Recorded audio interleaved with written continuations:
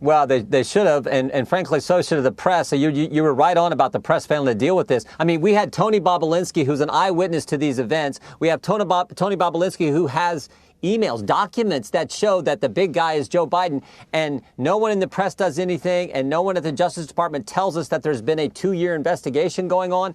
So we called for it back then. The American people want to know what the heck went on here. I think, as you said, Laura, you can sort of tell what happened here, but we need to investigate it. And the fact that we didn't know this this important issue about a candidate for the highest office in the land before the election date, before Americans make a decision, and as you rightly point out, before the Democrats made a decision in their primary, the fact that we didn't know this is just wrong. Yeah, like Pete Buttigieg, you're going to try to send a poor old Pete over to China. If Biden ultimately is inaugurated, and isn't he upset about this? How about Kamala? She's number 2 now, but she was in the running for 5 minutes. I mean, how about any of these other people? This is a big hide the ball when China's involved. Yeah, the Democrats obviously decided they would rather go with a compromise candidate than have Bernie as their nominee. And that's in essence what took place here. But the other thing that bothers me, you were on the media and you were so right. You can't tell me that no one in the media in October knew that the Justice Department was investigating Hunter Biden. That Justice Department, the time that they were investigating the president over the last 4 years, there was leak after leak after leak. But no one in the media knew that this was actually happened. You know they did. And the fact that they didn't cover that they didn't bring that is a huge story that he's been under investigation for, as you said earlier, Laura, since 2018 for 2 years. So that to me is another thing that is so wrong about what took place and what the American people didn't understand that they would have liked to have known before they made the decision, before they went and voted on November 3rd. Yeah, by some accounts, some polling, 10% of the public might have voted the other way had they known about this to the fullest extent. Now, the Biden team, though, is just not interested. Congressman Jordan, you'll be shocked to hear in addressing this scandal. According to Fox's Peter Doocy, nobody that was called on in the transition team's weekly Friday briefing with Jen Psaki asked about the Hunter Biden issue. It was a half dozen or so reporters called on. They asked about the vaccine, diversity in the cabinet, in contact with Trump administration counterparts. Fox wasn't called on and has yet to be called on to date. This is a gross abdication.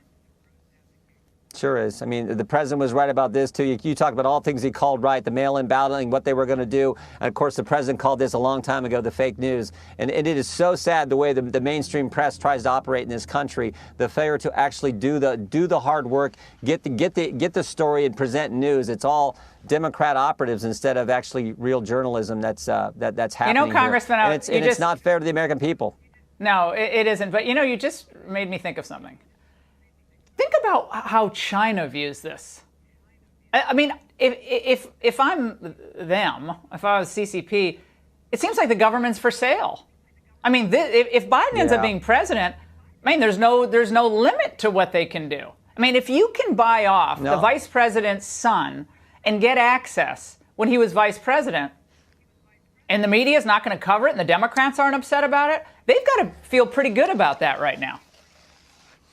Yeah, it's scary, and as you pointed out earlier, Laura, when Hunter Biden is actually traveling with, on the taxpayer dime with the former vice president, that's scary too, and that was happening, and supposedly deals were taking place on those same trips.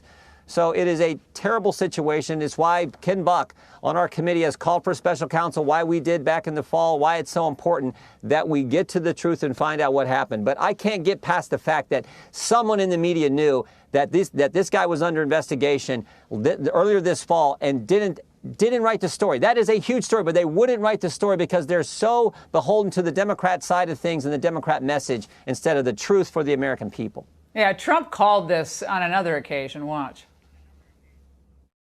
China owns Sleepy Joe. Now he's trying to say, well, I can be tough on China, too. No, he can't. China owns him. These maniacs, anytime, they always talk about Russia. They never talk about China. It's very interesting. It's always Russia. Russia, Russia, Russia, when China has the largest standing army in the world and is moving on all fronts, including in the South China Sea, Africa, South America, and beyond, and in the U.S. government. Thank you. Yeah. You know what else is interesting, too, when it comes to China and Russia?